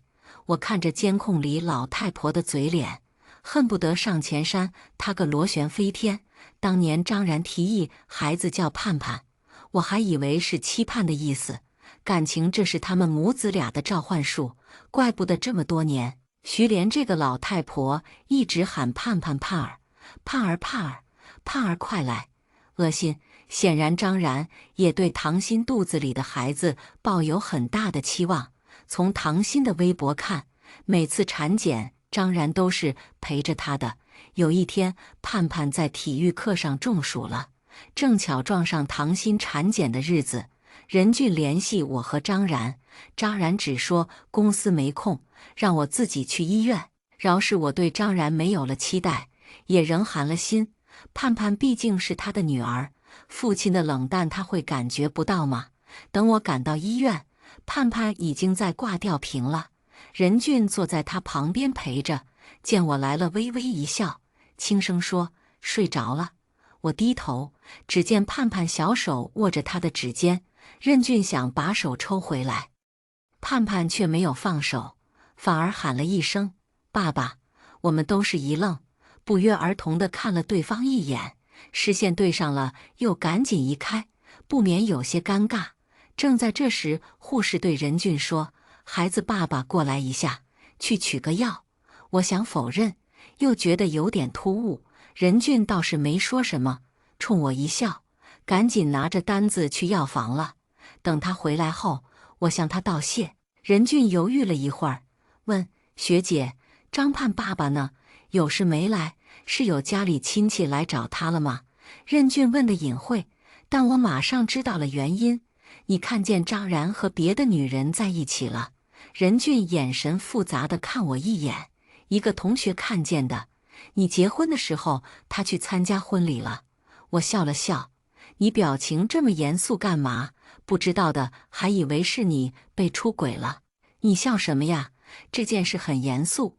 他急了，声音大了点，又连忙去看盼盼有没有被吵醒。我早就知道了，正准备离婚呢。我发现这件事被戳破以后，说起来也不是很困难。本来一直觉得出轨的虽然不是我，但到底是有些丢脸的，总觉得有损形象。可说出来之后，却忽然如释重负了。错的明明是他，凭什么我要惩罚我自己呢？任俊压低声音对我说：“有事就喊我，能帮的我绝不推辞。”我被他特务接头的傻样逗乐了。好，我记住了，话是这么说。我觉得他也帮不了什么，横不能让他带着兄弟把张然打一顿吧。虽然张然确实欠揍。任俊叹了口气，抬手想拍我的肩膀，顿了顿，又把手缩了回去。他耳尖发红，别过头去。总之你要知道，这不是你的问题，我们都站在你这边。唐鑫又和张然回家了。我指指监控视频，何小小看都不看。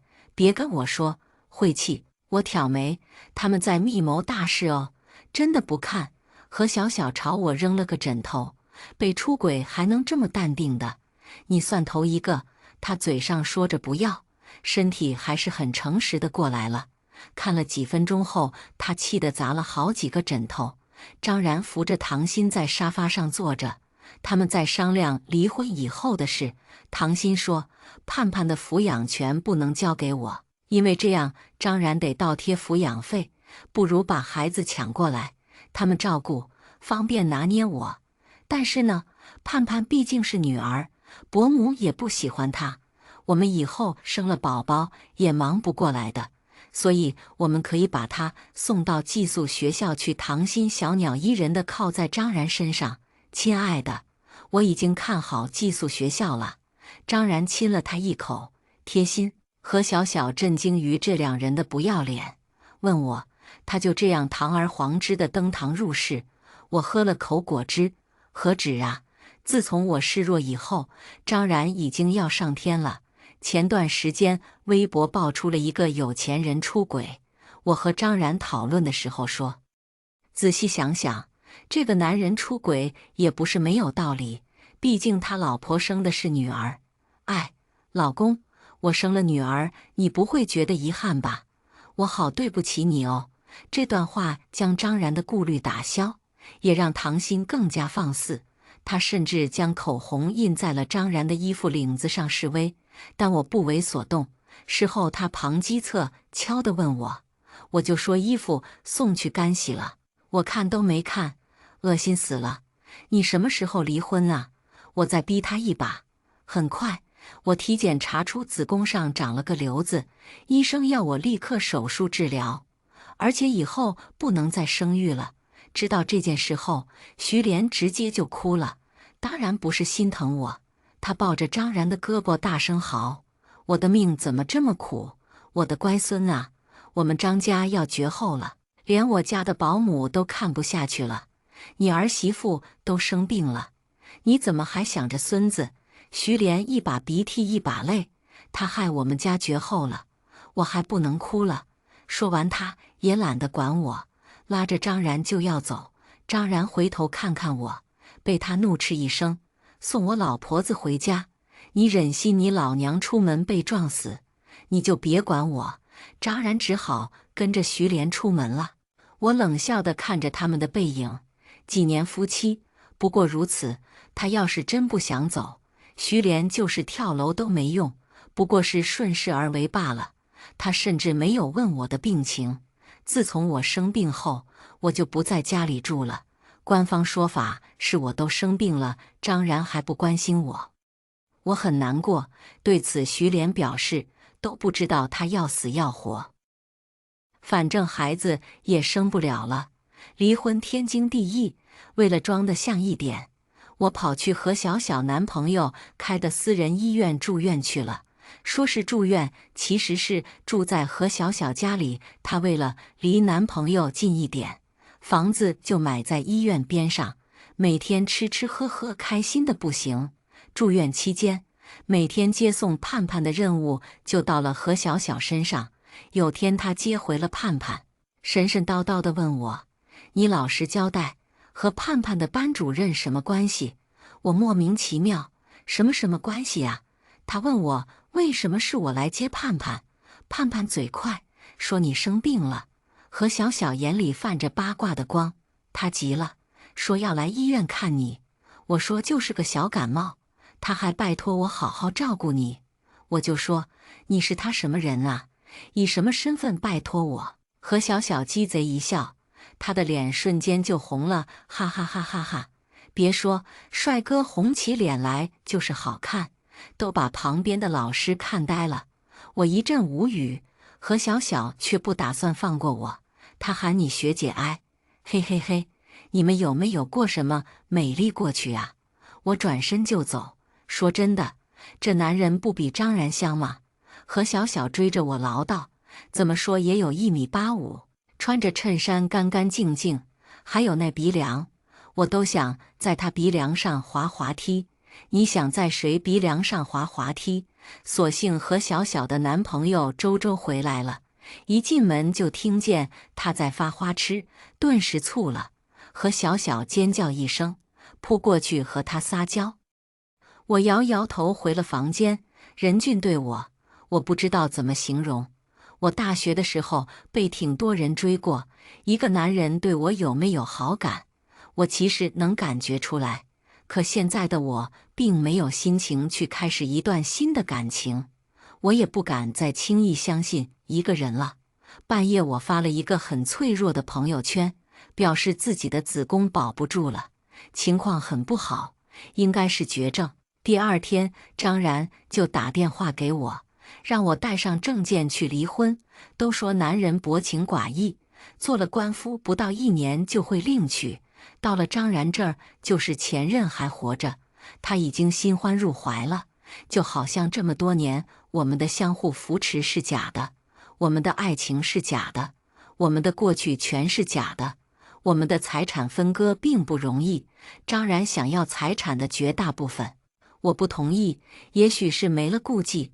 我们在家里谈事的时候，唐鑫也挺着肚子出场了，其实他还没有显怀，但却是一副小心翼翼的样子，摸着肚子，生怕我不知道她怀孕了。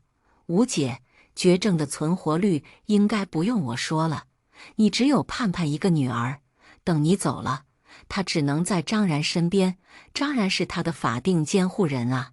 唐鑫眼中闪烁着胜利的光芒，说话细声细气，嘴里吐出的话却是恶毒无比。你想想，现在把财产分给张然，不是也挺好的吗？毕竟以后盼盼和我们就是一家人了，我也会对他好的。我气定神闲，拿我女儿来威胁我。唐鑫笑了笑，其实我不是很喜欢小孩子，这不是自己亲生的就更烦人了。小孩子磕磕碰碰受点伤都是免不了的。吴姐给我留点钱，我以后照顾盼盼或许会更尽心尽力一点吧。徐莲在旁边催我，盼儿再怎么说也是然然亲生的，你还怕我们亏待了她不成？我目光落在张然身上，你也这样想？张然避开我的视线，摸摸鼻子，你多少得替盼盼考虑一下。我笑了，我替盼盼考虑，那他亲爹呢？是死了吗？徐莲不乐意了，吴越，你嘴给我放干净点，要死也是你先死。唐鑫和徐莲对着我一顿炮轰，而张然就躲在他们身后，像个死人。我觉得自己多少有些眼瞎。这个男人连离婚抛弃发妻的时候，都是任由别人挡在前面夺取利益的。张然这样对我一个将死之人，你好意思吗？这么多年，就算是养只猫都有感情了吧？张然看我一眼，情绪复杂，被唐鑫扭了一把，只好说：你想想盼盼，他上这么多培训班，很花钱的，我接下来还要养儿子，我负担不起。好，很好，这就是将我们最后一丝情谊斩断了。我说，既然如此，法院见。张然三人无法理解我的底气所在。直到当晚，我给唐鑫速递了一张照片，那是他发给张然的裸照合集，背面写着：你说，要是这些图片让你的粉丝们看到，会怎么样？他终于慌了，疯狂地给我发消息打电话，从一开始的辱骂到后来的求饶，我通通没理，只联系了他的直播平台，把他出轨的证据交给了管理人。很快唐鑫就被平台封杀了，给出的理由是道德败坏。他的粉丝不相信，非闹着要平台给个说法，骂爹骂娘的，把负责人搞火了，直接说出了实情：你们姐姐做人家的三儿去了，怀了孩子要把原配逼死呢，不信自己问去，就你们傻逼一样还给他花钱，结果人家根本不鸟你们，别给脸不要脸。有大粉联系了公司，公司对接的是我带出来的员工，马上告诉了他们真相。于是一群人脱粉了，另一群人开始人肉张然，说是要宰了这个引诱自家姐姐犯罪的王八蛋。当然了，大部分人没这闲工夫，能做的也就是去唐鑫的微博下面冲一波了。一时间群情激愤，唐鑫的微博评论里全是骂他做小三的，而我顺势放出了他的微博小号，把他这么久以来干过的龌龊事晒在了大众面前。张然说我不仁不义，侵犯隐私，要去告我。徐莲也不甘示弱，去我家里把房子里的东西砸了个稀巴烂，也正好，我顺便给他加了个破坏个人财产的罪名。这两个不见棺材不掉泪的人，扬言要让我后悔，直到他们在法院上看到了我出示的一系列出轨证据后，才傻了眼。他和唐鑫的转账记录、聊天记录、唐鑫的微博，他们俩在我家里苟合的视频，全是不可更改的真相。张然没想到我的证据会这样多，多到法官根本不会给他狡辩的机会。徐莲当庭破口大骂，脏话像倒豆子一样往外蹦，震惊法庭，直接被请出去了。而张然看见证据以后无话可说，律师变红了脸，也没办法扭转局面，他是过错方，能保住自己名下的小公司已经很不容易了。唯有唐鑫是有一分窃喜的，因为我并没有公布他的裸照，一是因为男人出轨，再怎么说也是自己没管好自己，唐鑫有错，男人更贱；二是她到底怀孕了，我还想给自己积点德，财产分割完钱到手了，狗男人他要就赏给他了。他已经丢了工作，又没别的生存技能，只能指着张然了。而张然还有个小公司在，唐鑫不止一次在我面前提过想做一个富太太，每天不用上班，玩就是了。这会儿是他离老板娘梦最近的时候了。在法庭上，唐鑫轻声细语地劝着张然，还不忘示威地瞪我一眼，用嘴型说：等死吧你。直到这会儿，他们还以为我命不久矣。我冷冷地回望唐鑫，他捧着肚子微微一笑，仿佛看见了光明的未来。而我还有一份大礼等着他们，我期待他们的反应。离婚后，我没有再装病，张然带着他的东西滚了，我把房子卖了，搬进了新家，刚离婚那段时间，我的情绪一直不太好，总是梦见盼盼被人欺负，又或者我还没有离婚。何小小说我就是想太多了，建议我去酒吧玩玩，说要陪我一醉方休。正好盼盼去夏令营了，我也没了顾忌，跟着他去了新开业的酒吧。没想到却在那里碰见了任俊。之前他微信上发我消息，我没有回复，他就没有再联系过我。何小小看见任俊很高兴，帅哥，你怎么在这儿？朋友的店，我过来捧场的。他把我往任俊身边一推，我和我家周周来的，他这个电灯泡就交给你照顾了。看着瞬间消失的何小小，我在心里给他记了一笔。我本来是不想单独面对任俊的，不然也不会不回他消息。学姐，你病好了吗？怎么来喝酒了？好了好了，劳烦记挂。听何小姐说起来，你好像病得挺严重的。何小小这个人喜欢危言耸听，你别信他胡说八道。哦，任俊慢悠悠地给我倒了杯酒。那你现在……我脱口而出，我离婚了。这句话整得跟我在暗示什么似的，气氛忽然尴尬了起来。我拿过面前的酒一饮而尽，只要我不尴尬，尴尬的就是别人。你慢点喝。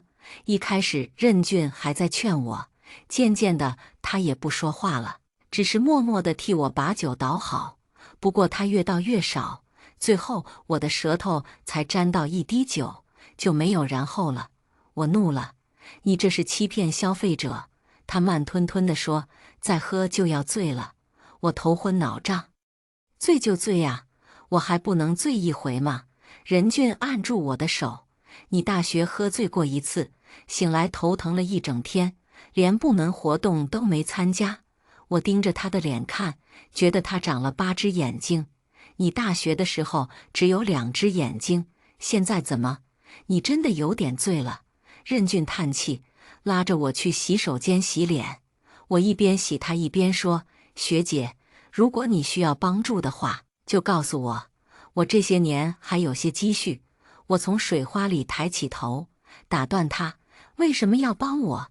任俊微微一愣，轻声说，以前读书的时候，我妈妈生病没钱治病，你偷偷给我室友一笔钱让他转交，还说是学校的助学金。他毕业喝醉了才告诉我真相。我觉得我是问你，为什么这么关心我？我一字一句地问，本来不打算这样咄咄逼人，可能是酒精作祟。这一刻，我只想听他亲口说出答案。他的回答对我来说很重要，像溺水之人抓住浮木。我想确定一件事，在此时此刻，有一个人是爱我的，隔着一道帘子，外面是酒吧嘈杂的笑闹，里面是我和他急速的心跳。我不知道自己在干什么，为什么要逼问他这些，只觉得心快跳出嗓子眼了，整个人的注意力都集中在他身上。我甚至看清了他瞳孔的抖动。过了很久，也可能只是一会儿，任俊松开牙关，败下阵来。他无奈地揉揉头发，笑着问我，学姐，一定要我说的那么清楚吗？我喜欢你。任俊要送我回家，我没有去何小小的房子，带他去了我的一个单身公寓。任俊怕我喝醉了吐，一直在外面等着。我洗完澡出来，他别开眼睛，我在沙发上睡一晚，守着你。我去牵他的手，去床上睡吧。对成年人来说，这是再明显不过的邀请，可任俊却避开了我。你醉着，脑子不清楚了。我今天只是向你表明了心意，你不必这么快给我答复，也不用拿伤害自己的方式疗伤。后来发生了什么，我记不清楚了，只知道第2天醒来时确实头痛欲裂。可在我身边的不是任俊，而是何小小。他躺在我旁边，裹着毯子，握着我的手。我一动，他就醒了。任俊出去给你买早餐了。午餐，你有没有想吃的？让他给你带。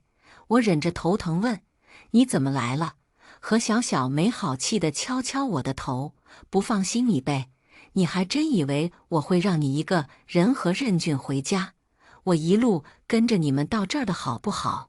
守了一晚上，脖子都酸了，你得请我吃大餐。我的鼻子忽然酸了，此时阳光正好，透过玻璃窗照在我的脸上。我最好的朋友就陪在我身边，向我表白的男人下楼为我买早点。或许我可以开始新的生活了。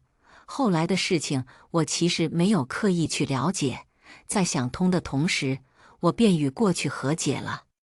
只是架不住何小小的八卦心，她四处打探消息，然后在我旁边叨叨张然和唐鑫的结局，我还是知道了。和我离婚后，张然很快就娶了唐鑫进门。